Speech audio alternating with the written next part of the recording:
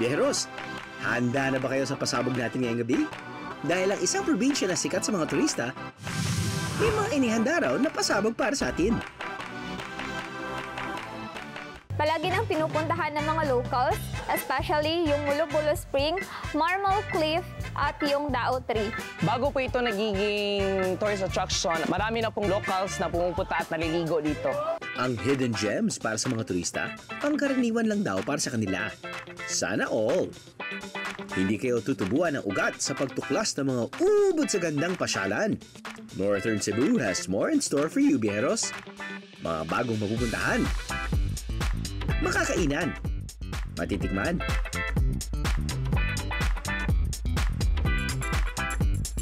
at masusubukan.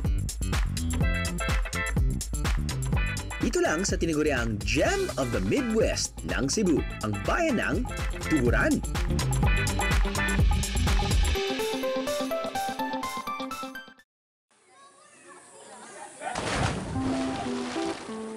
Galing ang pangalang Tuburan sa salitang tubod, na ang ibig sabihin sa Cebuano ay spring o batis.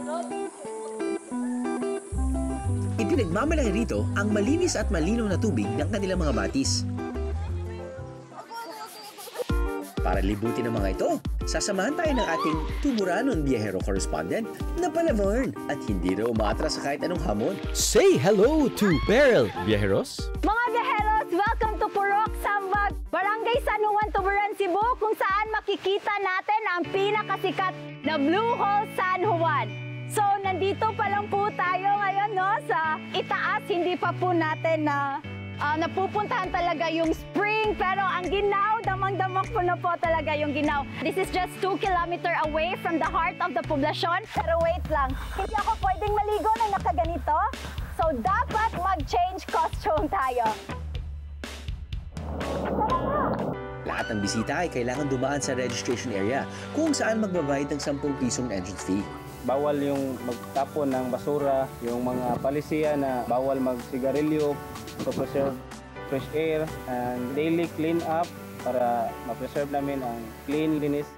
Para sa mga hindi marunong lumangoy tulad ni Beryl, requirement ang pagsuot ng life jacket, Biyaheros. Siyempre, safety first. 50 pesos ang bayad para sa buong araw ng pagpasyal dito. Kinakabahan lang ako kasi yung Blue Hole, napakalalim nito. Actually, sinukat ito 6.3 meters deep. So, ngayon, ito-try ko na to. Laban, let's go! Aba, cliff jumping na agad-agad. Itong cliff na ito, may taas na 10 feet at sabi nga ng mga lokal dito, bisig lang yan. Mukhang sinusubukan na agad ang tapang mo, Beryl. Kung easy lang kay Beryl ang cliff jumping, kayanin din kaya niya ang 20-foot swing? For the face your fears ang fair zone. Naku, makapag-swing kaya si Beryl? Biyeros? Abangan. 3, 2, 1, layat! Tulad ng Blue Hole Spring Swing, malakas din makamnining heart attack ang lalantakan ko, Biyeros. Lechon is waving. Pigging out is real. Isang Manileño ang iniwan ang corporate life para maging negosyante. Natutuhan daw ni Joey sa kanyang dating business partner na Cebuano ang sikreto sa paggawa ng Cebu-style lechon. All of our lechoneros are Cebuano. Okay. So one of our lechoneros has been cooking lechon for about 22 years, Okay. and it's his first time in Manila when he arrived. So you hired him na lang to Yes, actually pretty much directly, run the show. yeah. Nice. Okay, so I heard also that there is a type of sauce or Cebuano basting style or whatever Yes, ingredient yes. that you guys use. Yes, yes. Can you show us? This is our special sauce that we Okay. apply on the pork, Okay. whether it be the lechon belly or the whole lechon. Okay. So it comes from an artisanal supplier in Cebu, Okay. and I think we're the only ones that are using this in Manila. Okay. Is it just like soft drinks? That's it? No, Just kidding, actually it's not. I'm just kidding. It's a lot of things now we add, and Okay. it's from the supplier with many other things that made with love. Okay. No, that was the joke because one time we featured, and then sabi niya, secret sauce po ito, ganyan, secret sauce. So ano talaga yung secret? Hindi po namin sasabihin. Hindi talaga ano po yung secret? Hindi namin sasabihin.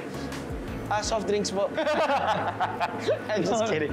But anyway, I'm sure that's totally different. No, I wish it was. It'd be a lot cheaper if it was just soft Yeah, drinks, diba? exactly.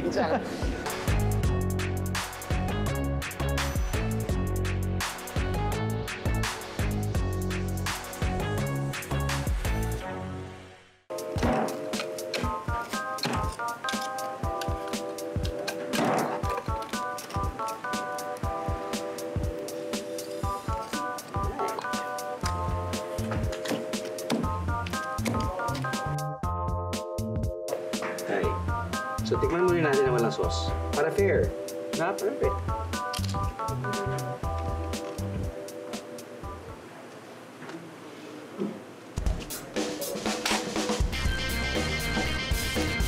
Yes!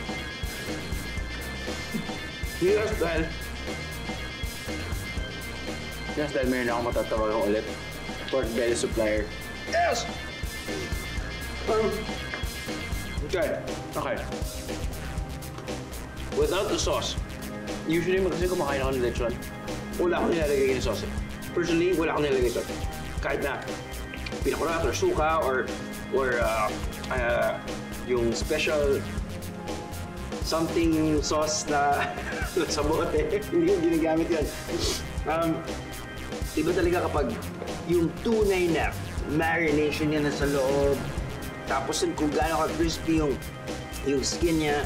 Hey, I think we have a new winner, ladies and gentlemen. Ladies and gentlemen, it's very crispy. Yung saltiness is just right. Pati ang sarap na aftertaste niya. What a way to break my fast. Wait, tignan ko ulit ng walang sauce.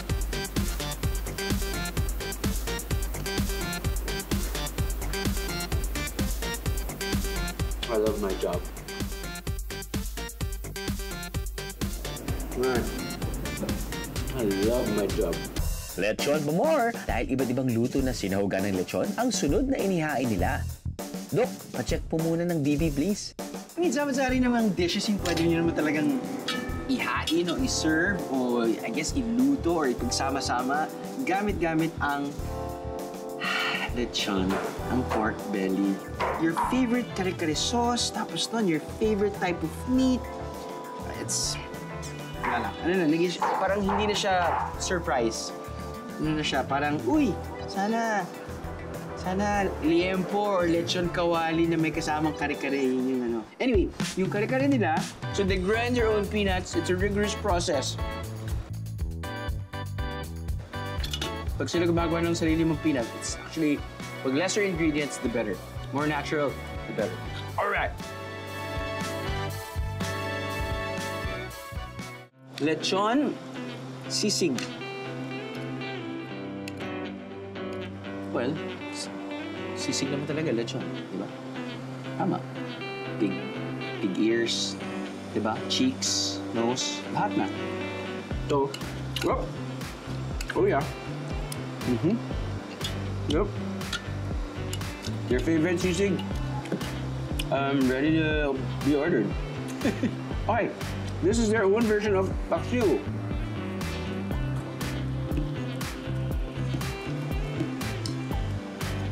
Just thick sauce. Oh yeah.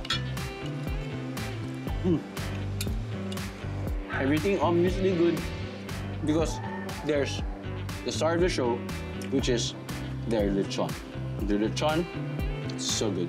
So kahit hindi ka na nag-mix ng sisig, kahit hindi ka na nag-mix ng kare-kare, kahit hindi ka na nag-mix ng sauce ng paksiw, kahit hindi ka na magpaella, basta kumuha ka na ng lechon nila at yung kanin, tapos ang laban. Alright, let's go.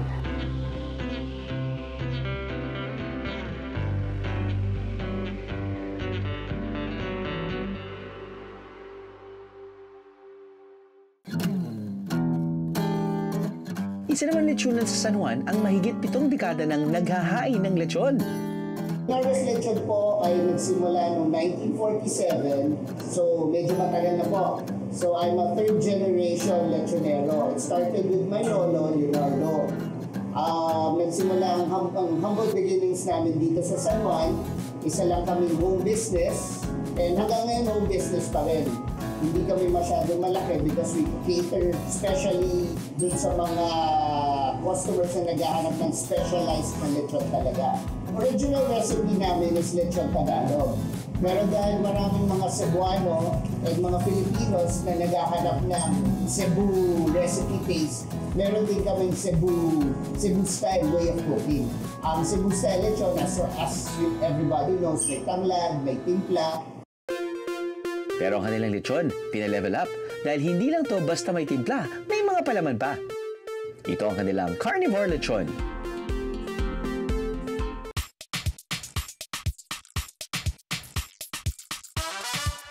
Ngayon lalagay natin yung mga sausages. So we have 3 kinds of sausages. There's the chorizo, Italian, and shublig. And to balance everything off, lalagyan natin ng potatoes.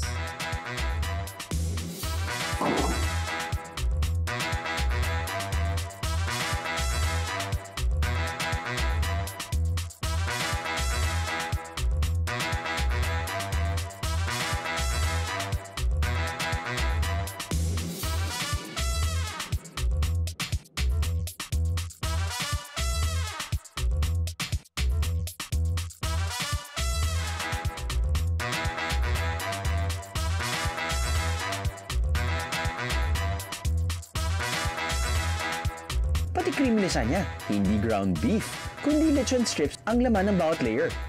Lechon overload, biyeros!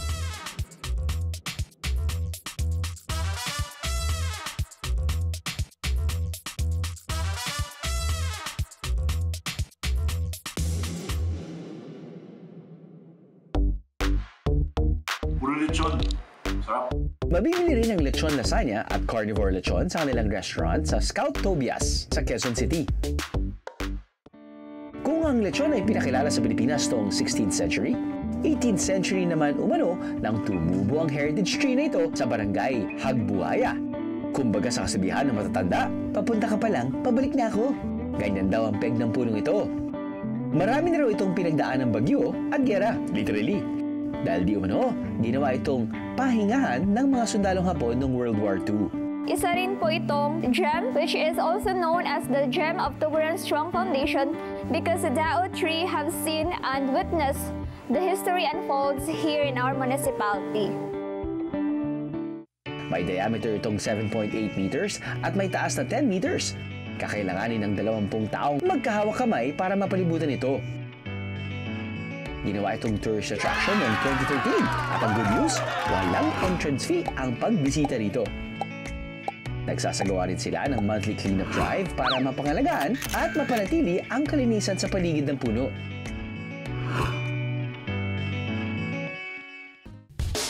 Sun's up and it's a good day on the farm. Humigit kumulang 2,000 ektaryang lupain sa bayan ng Tuburan ang may tuturing na coffee farm. Ang mga produktong sikat dito sa Tuburan ay ang Tuburan Coffee, which is, ang lungsod po namin ay also known for being the coffee capital of the province of Cebu.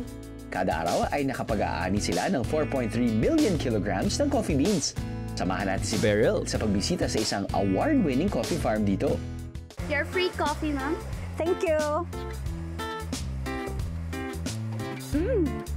Alam nyo ba mga kabiyaheros, pagpasok nyo pa lang sa Tuburan Coffee Farm, mayroon na agad kayong 1 cup of free coffee. Sa dami ng coffee beans na kailangan anihin araw-araw, pinapayagan rin ng guests na subukan ang coffee picking. Ito yung experience na kung saan yung mga turista ay maaalyo talaga sila sa pamamagitan ng pagkuha ng mga hinog na bunga nitong puno ng coffee.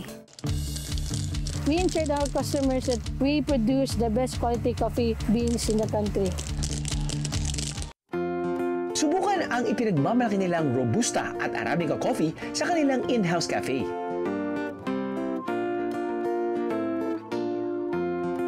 Inihahanda rin dito ang mga dessert na gawa sa kape tulad ng coffee tart at coffee pie. Matatagpuan sa katimugang bahagi ng Tuburan, ang munisipalidad ng Asturias. Huwag itong ismalin dahil ang mga anyong tubig dito, palaban! Nagtatagpo ang tubig alat, tubig tabang sa Barangay Uwak. Kung saan din nakatayo ang Asturias Beach House na binuksan sa publiko noong 2018. Here in Asturias Beach House, we are offering accommodation. We also have the events venue. We also catering team buildings, yung mga seminars, at iba't ibang events po natin. May mga bangka na pwedeng rentahan para makapag-cruise sa lawa. Pwede rin mag-relax sa tabing dagat habang pinagmamasdan ang paglubog ng araw. Meron din silang in-house restaurant, kaya siguradong walang magugutom sa pamilyang ito.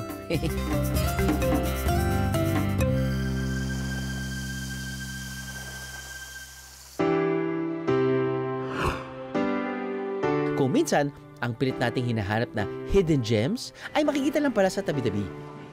Sa kahabaan ng main highway, matatagpuan ang humigit kumulang sa 12 tindahan ng kilalang kakanin sa Asturias, ang Bingka Dawa. Ito po yung tinatawag na dawa. Tapos, ang ingredients nito ay rice, sugar, coconut. Ang dawa rin ang ginagamit nila sa pagluluto ng budbud na nagbibigay naman ng mas malalim na lasa sa kanilang Bingka Dawa. Soft at fluffy din ang texture na maihahambing sa mamon. 30 pesos ang bawat pack na may 2 piraso ng Bingka Dawa. Mabibili ito all year round, kaya para bang araw-araw Pasko sa bayang ito.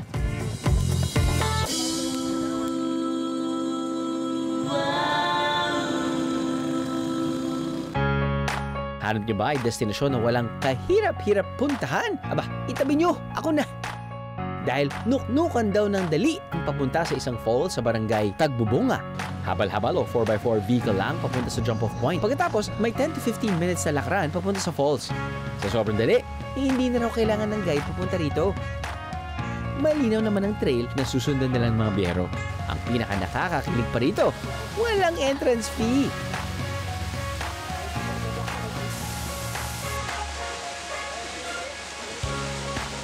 May parating mababaw na pwedeng paliguan ng mga bata.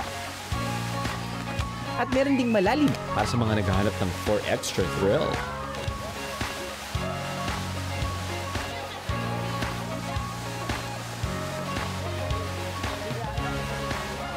May lugar din kung saan pwedeng magsalo-salo.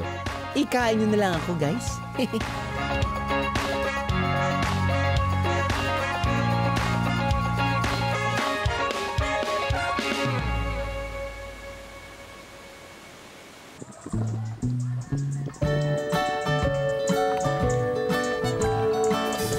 May party po dito sa lake na may bukal na siyang nagsusupply ng tubig dito sa Buswang Lake.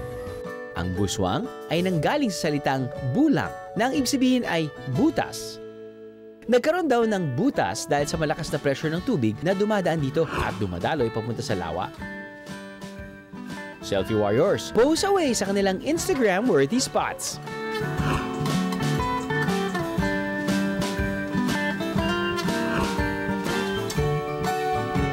Keep calm and go boating dahil isa rin to sa mga pwedeng gawin dito. Sa halagang 50 pesos for 30 minutes, ibang level ng peace of mind ang pwede niyong ma-achieve rito, biyeheros.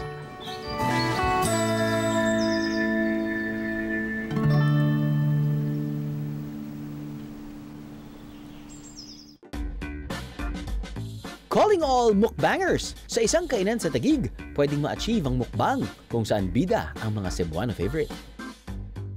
Pero bago yun, ay mukhang mapapalaban muna ako sa kainan ng sandamakmak na lumpia. Not complaining though. Target lock na tayo mga bihero. Alam mo kapag ginamit na yung lumpia wrapper tapos dinip fry na, hindi na natin alam kung ano nasa loob ng lumpia. Kung minsan akala ko lumpia Shanghai, yung pala turon. Kung minsan gusto ko ng meriendang turon, yung pala lumpia Shanghai. Meron tayong hinahanap na unique Cebuano lumpia. Dito sa 5 lumpia na sa harapan natin, pero isa-isahin na natin. Ito muna. Hindi ko alam kung mayonnaise. Mukha siyang mayonnaise.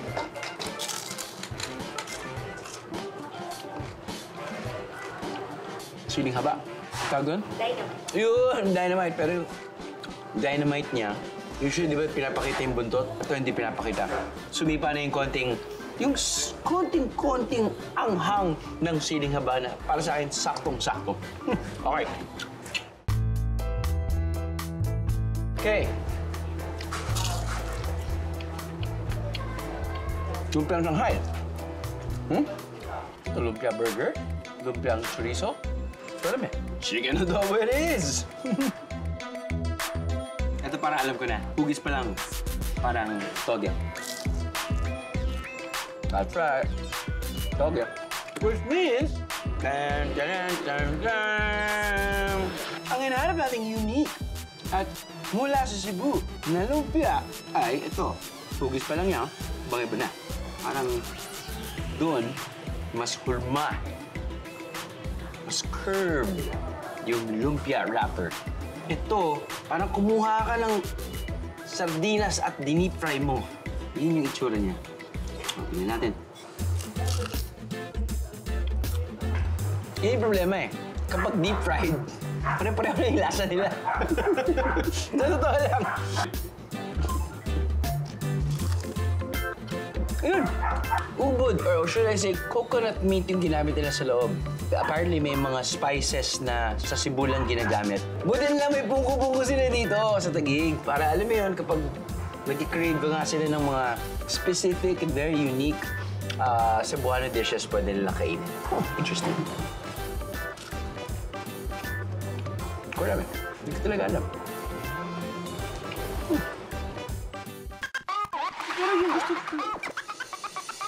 Okay, so, meron din silang siniserve na it's like a Cebuano platter. Pag meron ako nakitang puso, automatic yan. Itong pagkain na to ay Cebuano.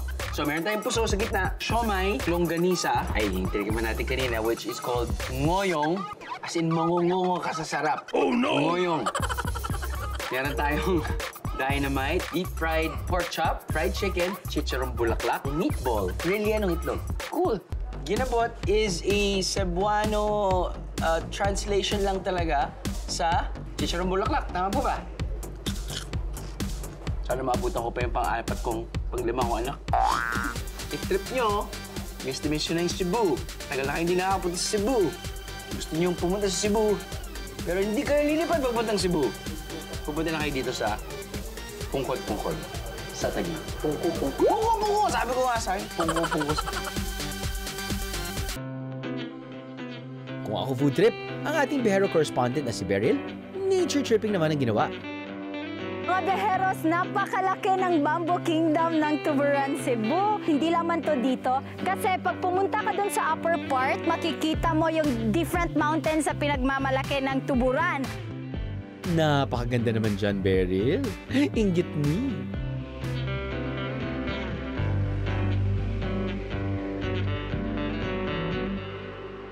Mga Biheros, after sa ating Bamboo Kingdom experience, nandito na naman tayo sa kilalan at tinatawag nila na Highland Aquaculture.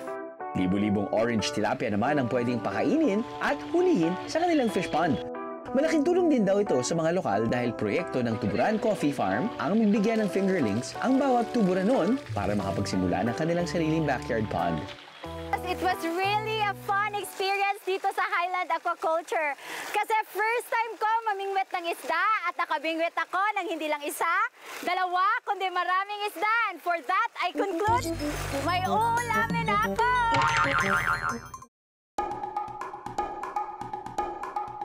Speaking of ulam, totoo bang inilalagay na rin daw ang kape sa mga nakasanayan nating lutong bahay?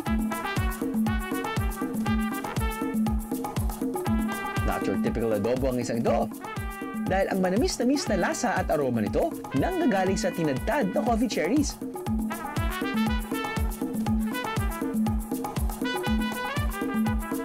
Bawal magsayang sa pamilyang ito dahil pati talbos ng kape, inihahalo na rin sa tinolang manok.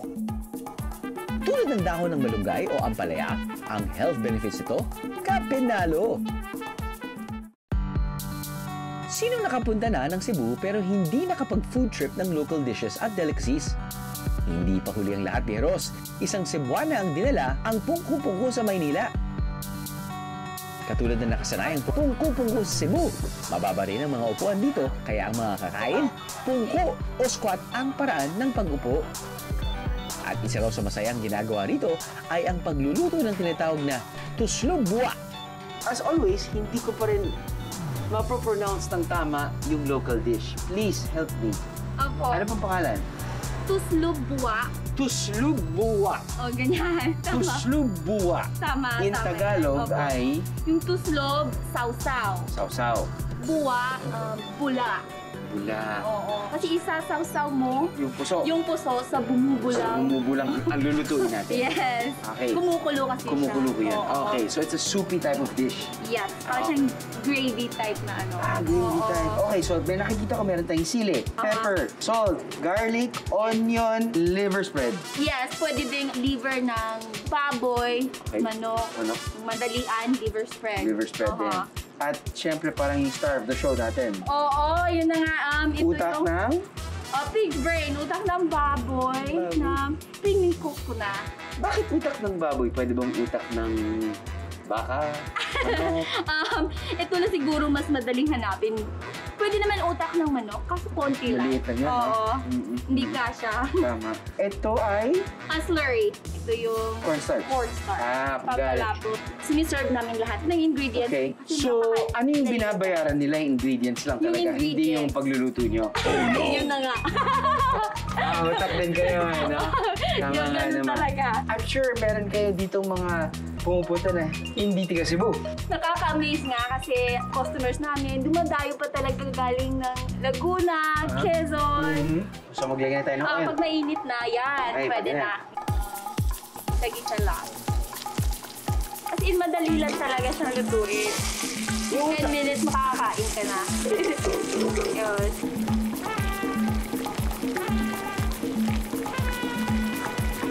Yan ang natin kumulo na. I'm sure tiga Cebu ka. Oo. Kailan kayo lumilipat from Cebu to Manila or to Taguig? Oh, nakakatawa nga. Umiyak ko siya. Di ka naman. Parang ano. Hindi. Emotional ako. Hindi. Nung lumipat kami dito during pandemic. Okay. Bakit ko kayo lumipat? Dito na ako bumuo ng family. Okay. Tapos nagnegosyo ng konti. Ang craving ni Gail para sa pagkaing Cebuano ang naging dahilan niya sa pagtayo ng pungko-pungko rito. Tapos ang dami na nga mga taga Cebu. Sabi, may pungo-pungo pala dito. Ayun. So, May okay. puso. May puso. Yun. So, Correct. Nakakataba ng puso. Yes. Sure, Proud na meron na- proud na Bisaya, di ba? Galing. Okay. Opo, yan. Okay, Ayan. steer muna natin ng... so, habang pinubuhat ko to, Okay. you just steer it. Okay. Paunti-unti lang muna para makita natin yung texture. Kung nakikita mo, di ba? Para may nagpabubble. Yes. Bula-bula. Okay, this is the best time. Ito na yun. Ito na ang pinakahihintay. Okay na. So, Tutuslog. Tuslog isaw-saw. Isaw-saw. Okay. Oo. Okay. Diba nagbumubula-bula yan? Okay. Ituslog mo yan. Tuslog. Isaw-saw. Tingnan mo, sarap. Yeah. Tapos, kainin mo na. Okay. Magano. Sige. Hina Dalawang natin. isip pa. Ayan na!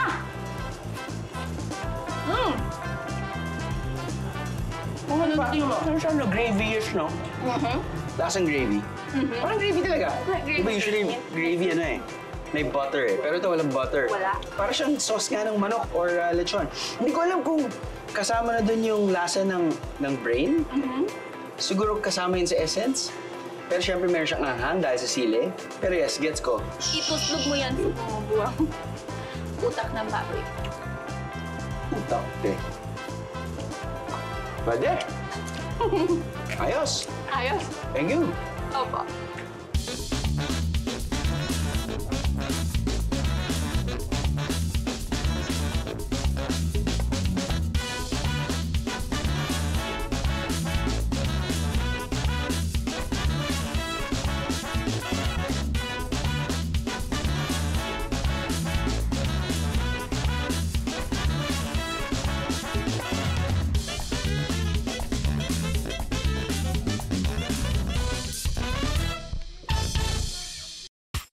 Isang Cebuano favorite rin ang siguradong mas manggo gustuhan nyo.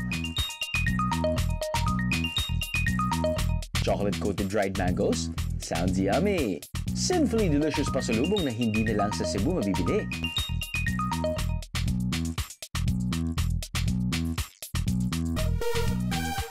Nag-crave pa kayo? Pwedeng bumili sa kanilang pasalubong store sa isang mall sa Taguig. Man, go for it, Bieros!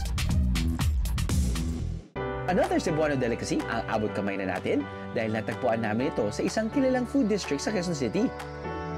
Something sweet, something new, and something delightful to eat ang matitikman daw natin dito. Ano kaya ito? From the looks of it, meron na siyang crushed otak. Sabi sa akin kasi ng second producer ko na hulaan ang cake na to na mula sa Cebu. Siyempre, Cebu episode. So, meron ako nakikita ko otak. Ginagamit po lahat namin ingredients is local po, nagaling po ng provinces. Yung otak po na gamit namin is from Cebu, which is yung contains po. Caramel?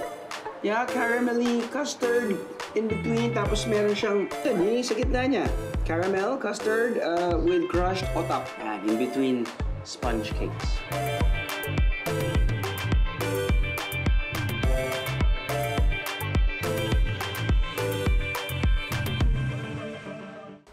Buha tayo sa pinakagitna.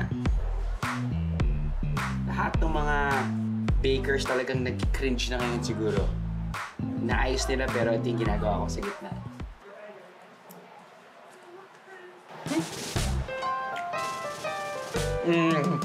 Kala ko, initially, yung mga buo-buo na nasa loob ay usually mga toffee. Mga toffee. Pero mukhang na-validate ko na crushed otak din siya. Sound effects!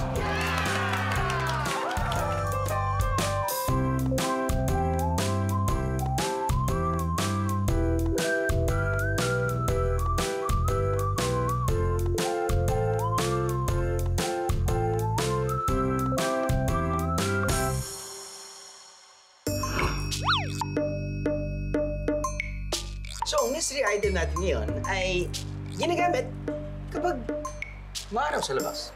Or sinusuot para medyo kailangan takpan natin yung ating eye bags. Pero hoy, huwag niyo itiyaya dahil pinagpuyatan niya. Gets na ba? Ha? Gets na?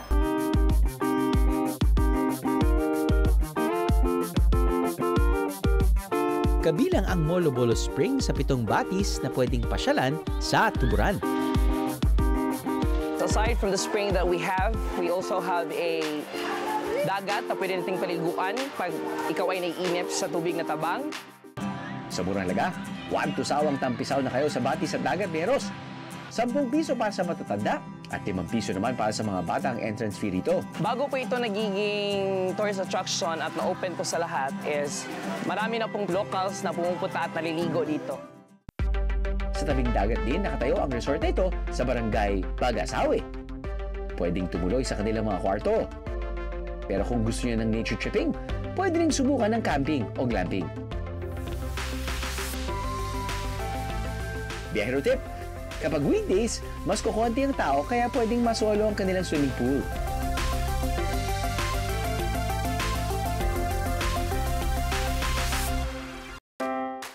How about dining with a view? Who doesn't want that?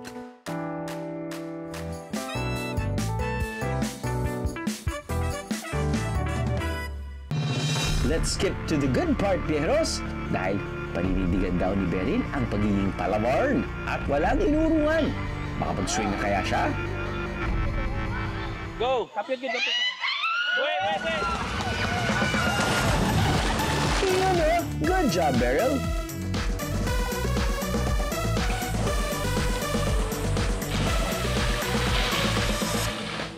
Kailangan nyo talaga ng a lot of courage para i-face yung fears nyo. Pag-swing ko, sabi ko talaga, ay, kadugay na kumapos sa tubig. Yeah. Pero sulit yung experience kasi mararamdaman mo yung mixed emotion. Talagang must try, pero I recommend na pag first time nyo, kailangan nyo talaga ng tulong ng mga tao na nasanay na talaga sa pag-swing. It's really a good experience. So thumbs up ako dito.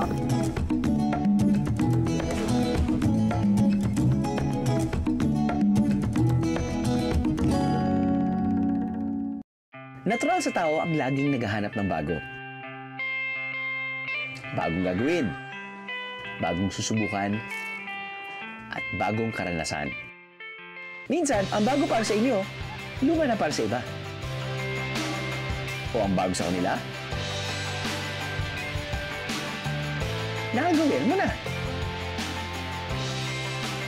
Sa pagbisita natin sa Tuburan, napagtanto kong ang isang karanasan hindi lang natatawag na bago, kung ito'y bagay na hindi mo pa nasusubukan. Kung iba naman ang iyong mga kasama, may iba ang okasyon, o may bagong kang pananaw, ang mga karanasang ilang beses mo nang nagawa, pwedeng maging bago muli.